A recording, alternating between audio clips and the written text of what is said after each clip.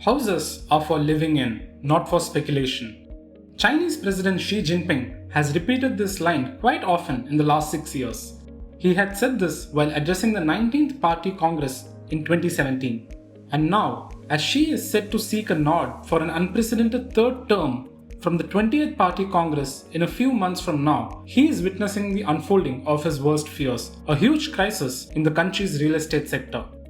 A 20-year-long real estate boom, fueled by proceeds from pre-sold homes and debt, has made Chinese property the biggest single asset class in the world, worth more than a staggering $50 trillion.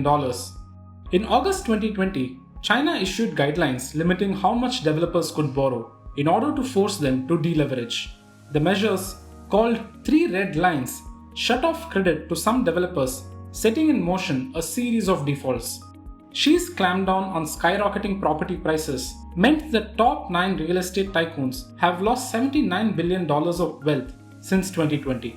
The erosion in their fortunes is symbolic of the crisis that has engulfed China's real estate sector, an industry that represents about 70% of the country's household wealth and makes up as much as 30% of its GDP. China's Evergrande Group, which racked up $305 billion of liabilities to become the world's most indebted property developer, was the biggest casualty. Evergrande defaulted in December last year.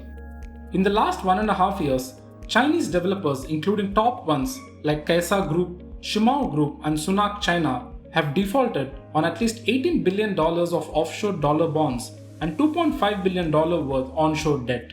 China's home prices and sales have fallen for record 11 months in a row as consumer confidence in the property market weakens.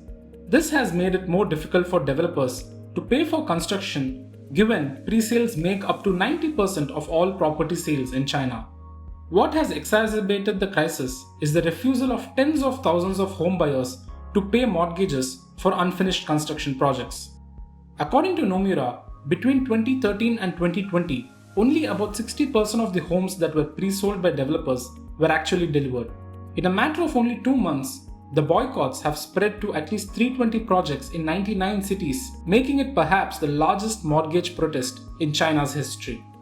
Banks in China have about $9 trillion of exposure to the property sector, of which $5.3 trillion is in the form of mortgage loans. Analysts estimate that as much as $291 billion of loans could be impacted by the boycotts. Contrary to the 2007 US subprime mortgage crisis, when money was loaned to high-risk borrowers who later defaulted, many in China are capable of paying but choose not to. Overall debt in China has gone up tremendously, especially since the global financial crisis of 2008. So in 2008, China's total debt to GDP was about 140%, which by itself is, you could argue, high. Today, it's about 265%. Okay, around 150, 160% is corporate debt. There are also vulnerabilities in the banking system, right? You've heard of, 2 years ago, we saw small banks in China starting to fail. So as I said, the vulnerabilities for China are big, even for the world are quite large.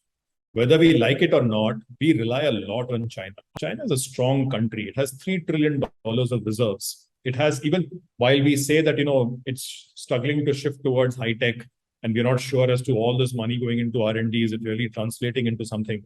But the reality is that the investments going into China, even today, into high-tech industry from Europe, even from US, is very, very high.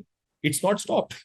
I would say that if you extrapolate the vulnerabilities to say that a collapse is very likely, chances are that's not correct. Of course, there are risks. Who the hell knows what's going to happen? And we don't know a lot about China, to be honest.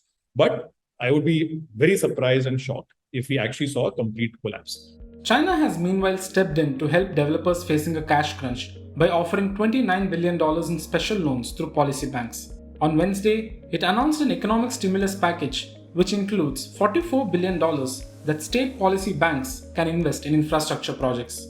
Research from Capital Economics, however, estimates that developers need $444 billion to complete halted projects. The stimulus packages provide relief to local governments, which are responsible for infrastructure spending. As the housing crisis deepened, demand from developers to buy land has collapsed. As a result, local governments' income from land sales, a key revenue source, plummeted 32% this year. They've been pumping in debt to try and hold up the economy. One of the reasons why China has been very reluctant to come in completely after Evergrande happened, they've been reluctant to come in and do a wholesale bailout of the real estate ecosystem. And the reason for that, the only way they can do that is by increasing the debt even further. Now, you can't run the circus forever of just simply pumping debt to try and hold up your economy. At some stage, this house of cards can collapse. I think what China is doing is probably the right thing, allowing some pain to come through rather than trying to pump in money the first sign of any trouble coming up, right? There is excesses in the system. Those excesses have to come down over a period of time. There is no other choice. While a complete collapse of either China's economy or its banking system is not on the cards, the property bubble popped by the government is unlikely to see a soft landing. If you like this video, share it and subscribe to Business Standard. For more news, views and insights, log on to www.business-standard.com. Do also follow us on YouTube, Twitter, Facebook, Instagram, Telegram and LinkedIn.